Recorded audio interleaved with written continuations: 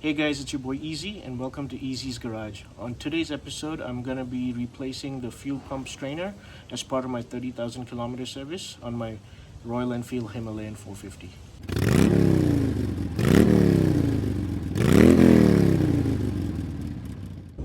Fuel filters can get dirty and clogged over time because of contaminants such as dirt and debris, especially in poor quality fuel, and rust and moisture from condensation in the fuel tank.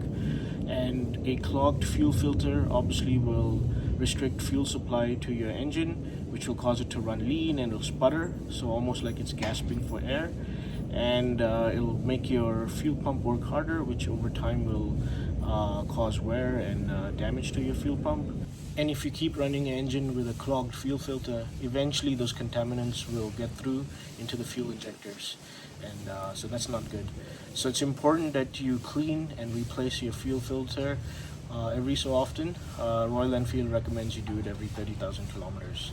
So that's what I'm going to be doing today. So let's get started. So we're going to remove the fuel tank first.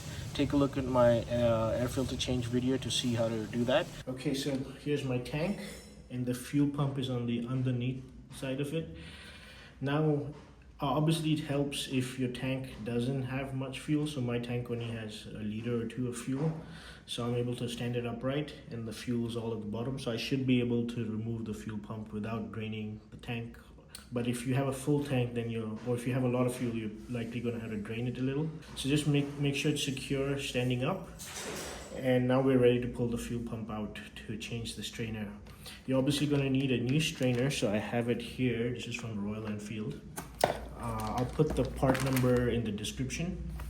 And now we're ready to get started. So there are 5 fasteners, all 8mm hex fasteners. So let's go ahead and undo those.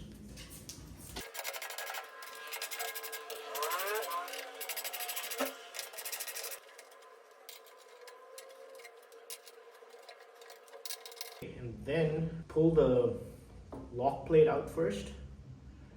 So here's the lock plate, and then gently pull the fuel pump out. Here's the fuel pump and here's the strainer. Look how dirty, at least that it appears to look, and look at the new strainer. There is also a seal here, so let me take that out. And here's the seal, and ideally we want to replace this seal with the new seal. I'll put the part number of the seal as well. I've ordered my seal, but unfortunately it hasn't come in time. I got my strainer first, so what I'm gonna do is I'm gonna replace the strainer and just reuse the seal, and hopefully when my seal comes next week or 2 weeks from now, I'll go ahead and put a new seal in. With the fuel pump out, what I've done is I've just taped the opening shut so nothing gets in while I'm working on my fuel pump. This is just a safety precaution, so I just put some tape to cover up the opening. I think the first thing we need to do is get this connector out. So lift these tabs and then we can pull the connector out. So let me try that.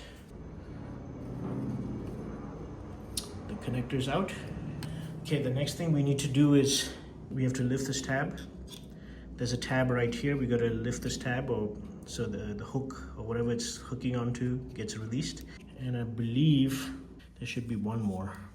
Might be this one right here. So 1, 2, and 3. So you might need someone else's help. So 2 people doing it will be easier. Let me try doing it myself. If I can't, then I'll get someone to help me.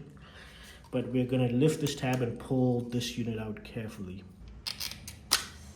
There you go. Once you get those tabs lifted, I managed to do it myself with some screwdrivers to just hold it open.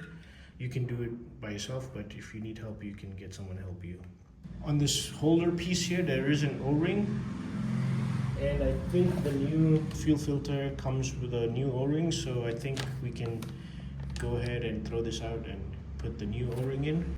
We gotta take this bottom piece out, and to take the bottom piece out, there's a tab here. Again, we gotta lift it up just like before. And on the other side, there's another tab here. We gotta lift it up. And then we can pull this bottom piece out. And there we go. While I have this disassembled, I'm going to just give all this a nice clean with some contact cleaner. Just get the dust out. and then we'll put the new strainer in.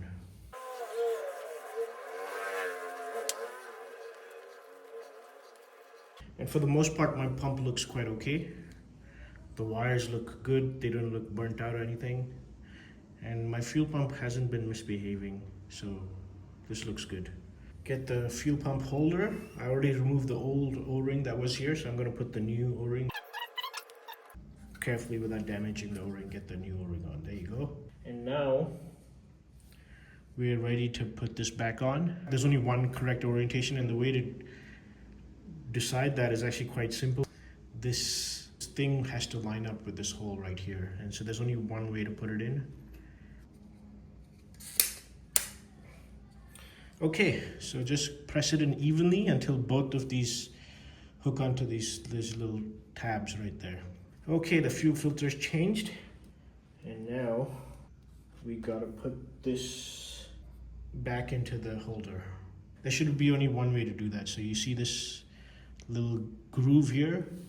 That should line up with this shape. And again, be very careful and just keep checking if everything's aligned before you make any big pushes. No, don't push against the filter or anything. Try not to damage anything. And try to push evenly, don't push one end and ignore the other end. So let's try to get that last push in. Okay.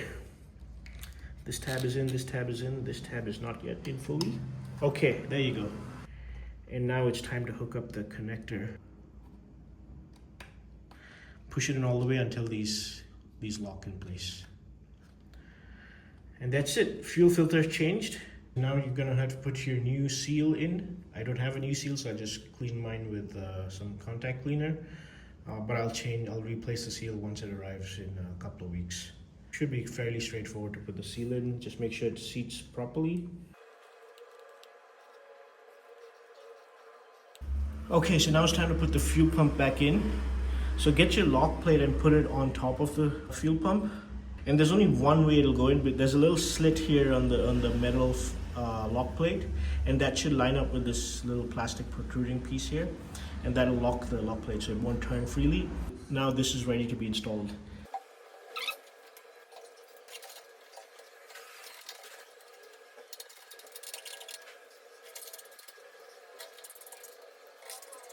And final thing, let's torque these up.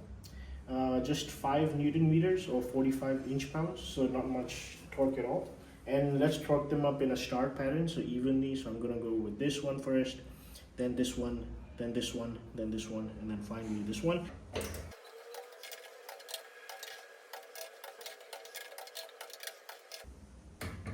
Okay, and we're done. So get your fuel tank back on. Again, check out my air filter change video, which shows you how to do that step by step. I'll put a link in the description, and then go for a test ride like after any big service job.